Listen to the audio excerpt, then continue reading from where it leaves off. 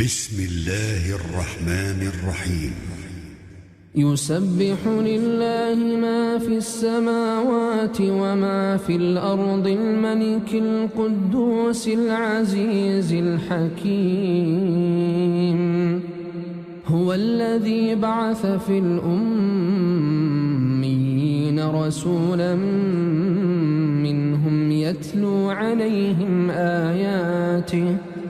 يتلو عليهم آياته ويزكيهم ويعلمهم الكتاب والحكمة وإن كانوا من قبل لفي ضلال مبين وآخرين منهم لما يلحقوا بهم وهو العزيز الحكيم ذلك فضل الله يؤتيه من يشاء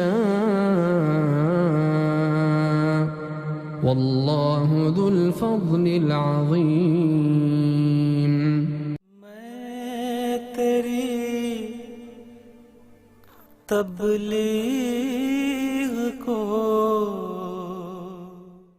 Bismillahirrahmanirrahim. Assalamualaikum warahmatullahi wabarakatuh. Allahumma sholli wa sallim wa barik ala Muhammad wa ala ali Muhammad kama sholaita ala Ibrahim wa ala ali Ibrahim innaka Hamidum Majid. Saudara-saudara, berjumpa lagi dengan saya dalam kajian Ahmadiyah. Ayat yang barusan kita dengar adalah surah Al-Jum'ah ayat 2 sampai dengan ayat 4. Ayat tersebut mengabarkan mengenai Nabi Muhammad SAW akan dibangkitkan atau diutus 2 kali. Pertama kepada kaum Ummiyin, kedua kepada kaum Ahorib. Kedatangannya yang pertama maupun kedua disebut sebagai karunia dari Allah Subhanahu wa Ta'ala. Benarkah Nabi Muhammad akan dibangkitkan atau diutus 2 kali? Kapan kedatangan kedua kalinya Nabi Muhammad akan terjadi? Mari kita telaah 3 ayat surah Al-Jum'ah itu satu persatu.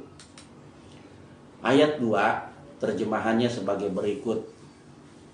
Dialah yang telah membangkitkan di tengah-tengah bangsa yang buta huruf seorang rasul dari antara mereka yang membacakan kepada mereka tanda-tandanya dan mensucikan mereka dan mengajarkan kepada mereka kitab dan hikmah walaupun sebelumnya mereka berada dalam kesesatan yang nyata.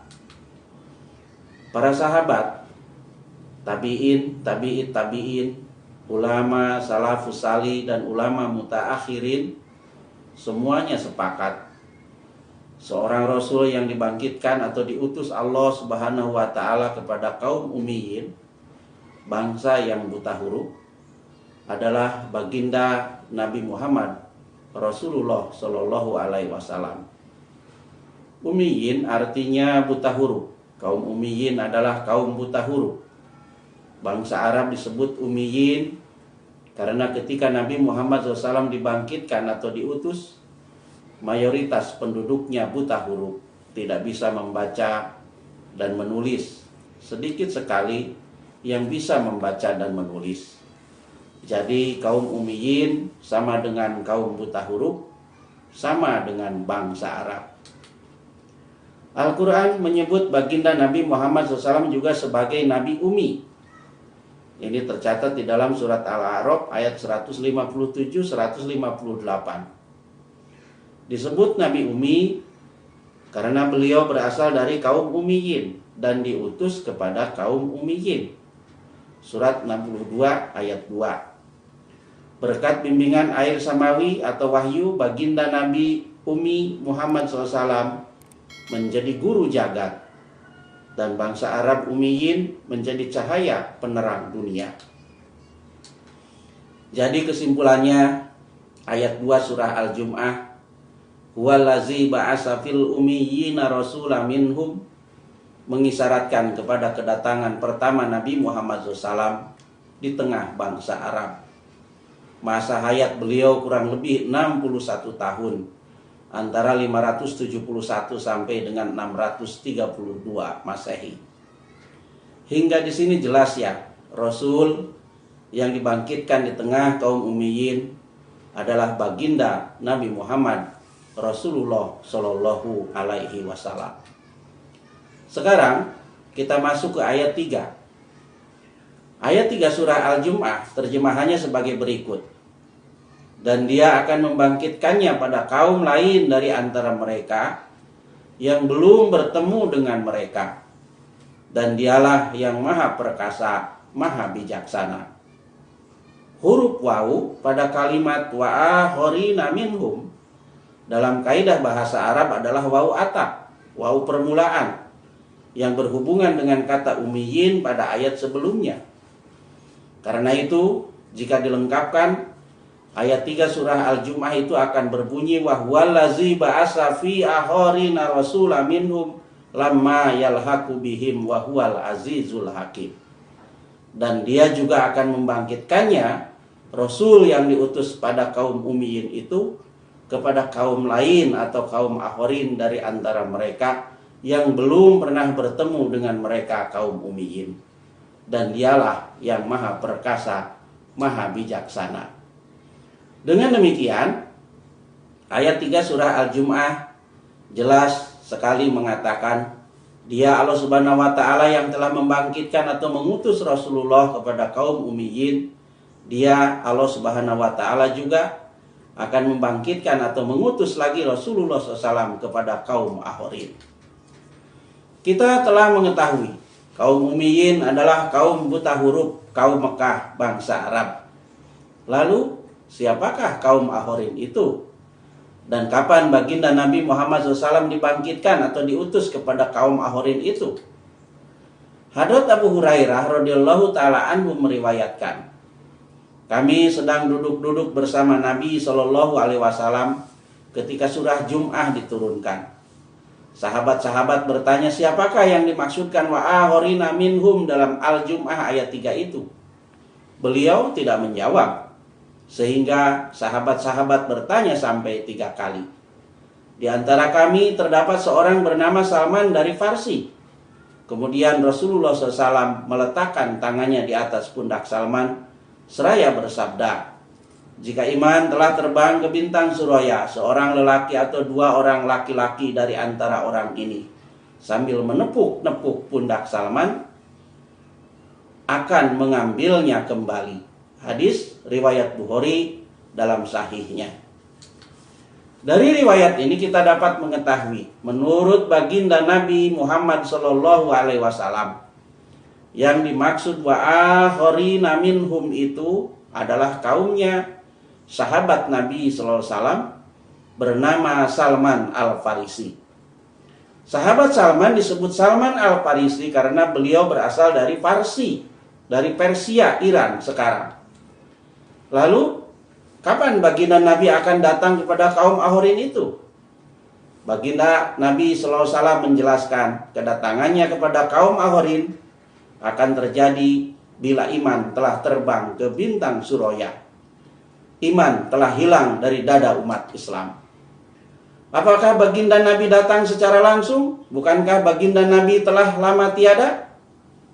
Baginda Nabi Muhammad SAW menjelaskan, jika iman telah terbang ke bintang Suraya, seorang lelaki atau 2 orang lelaki dari Bani Salman Al-Farisi akan mengambil iman itu. Itu artinya kedatangan baginda Nabi Muhammad SAW kepada kaum akhorin bukan baginda Nabi Muhammad SAW sendiri, melainkan akan diwakili seseorang dari Bani Salman Al-Farisi yang akan tampil menjadi wakil agung baginda Nabi Muhammad SAW, menjadi mazhar, penampakan atau penjelmaan kedatangan kedua kali Nabi Muhammad SAW. Baginda Nabi Muhammad SAW reinkarnasi? Tidak, bukan. Dalam Islam tidak ada reinkarnasi. Bisakah itu terjadi? Sangat bisa. Pertama, Al-Quran mengatakan baginda Nabi SAW tidak pernah bertutur kata atas dasar hawa nafsunya, melainkan apa yang dikatakannya adalah wahyu yang diwahyukan Allah Subhanahu wa Ta'ala. An-Najm ayat 34. Jadi ketika baginda Nabi bersabda, bila iman telah terbang ke bintang Suraya, seorang lelaki atau dua orang lelaki dari Bani Salman Al-Farisi akan mengambil iman itu, maka sabda beliau itu pasti akan sempurna, akan menjadi kenyataan, karena sabda yang diucapkan beliau bukan atas dasar kehendak nafsunya, melainkan wahyu yang diwahyukan Allah kepadanya. Kedua, Al-Quran mengatakan siapa saja yang taat kepada Allah dan taat kepada Rasulullah SAW, maka mereka akan termasuk di antara orang-orang yang kepada mereka Allah memberikan nikmat, yakni nabi-nabi, sidik-sidik, syahid-syahid, dan orang-orang saleh. An-Nisa ayat 69. Ayat ini telah menggugurkan sekat-sekat primordialisme.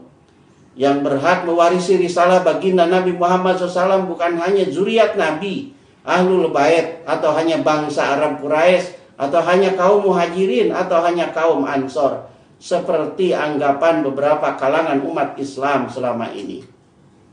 Menurut ayat ini, siapapun berasal dari bangsa dan suku apa saja bisa mencapai dan menduduki makom-makom rohani tertinggi, an-nabiyyin, as-siddiqin, as-syuhada, as-solihin, dan berhak mewarisi risalah Nabi Muhammad SAW. Syaratnya, mereka harus seutuhnya tunduk patuh kepada Allah Subhanahu wa Ta'ala dan Rasulullah SAW, dengan ketundukan dan kepatuhan mencapai derajat fana fillah dan fana fi Rasul sallallahu alaihi wasallam. Ayat ini juga telah menunjukkan eksistensi dan kapasitas baginda Nabi Muhammad SAW sebagai khotamun nabiyyin, materai, segel, stempel para nabi dalam Al-Ahzab ayat 40. Dalam arti, tidak ada nabi yang dibenarkan kenabiannya baik di masa lalu maupun di masa yang akan datang tanpa materai, tanpa segel, tanpa stempel pengesahan baginda Nabi Muhammad SAW. Dan tidak ada orang yang bisa mencapai pangkat Nabi tanpa melalui pintu ketundukan dan kepatuhan seutuhnya kepada Rasulullah kepada Allah Subhanahu wa Ta'ala dan kepada Rasulullah Sallallahu Alaihi Wasallam. Baginda Nabi Muhammad SAW adalah satu-satunya Nabi yang mendapat garansi dari Allah Subhanahu wa Ta'ala.